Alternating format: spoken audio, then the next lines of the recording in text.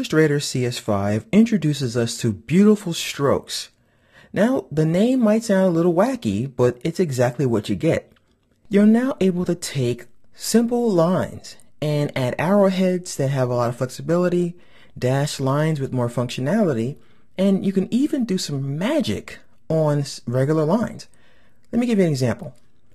Now, for those of you who don't use a Wacom tablet, all right, which is one of those tablets I'm using, that gives you the ability, when you use a brush, for example, to create thick and thin strokes, you can now join the club and use a different tool to achieve the same results. It's called variable width. And this is the tool right here, and it's the width tool.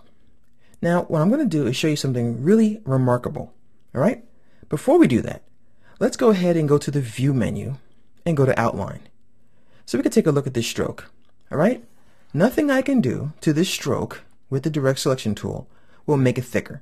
Nothing. I can change the way the curve is, but I can't make the line thicker at all. So no longer.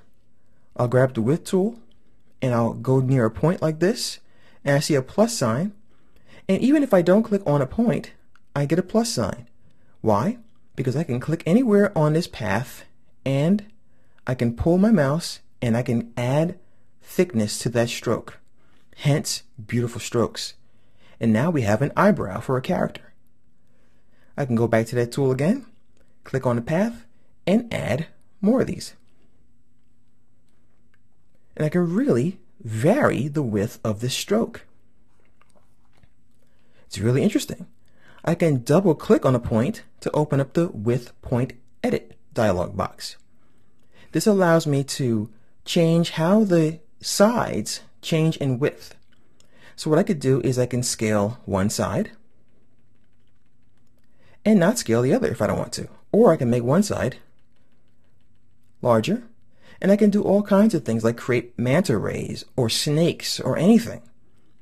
I can see my total width here, and I can adjust adjoining width points, which means that points close to the point I'm adjusting will also change in some fashion. Let me go ahead and say OK on that one. There's something else I can do. I can drag one point on top of another point to create a discontinuous point. Now you see that? These guys actually intersect.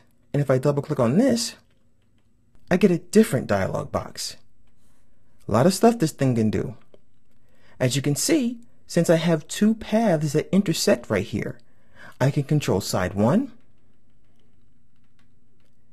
All right, you might be hearing me tap on my Wacom tablet, so that's the tapping you're hearing.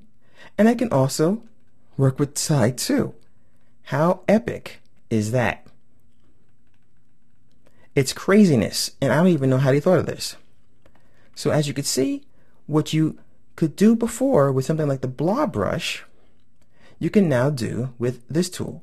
Because with our blob brush, we have points that we can open and expand to get thickness. And now we can do this on a regular old path drawn with our pen tool.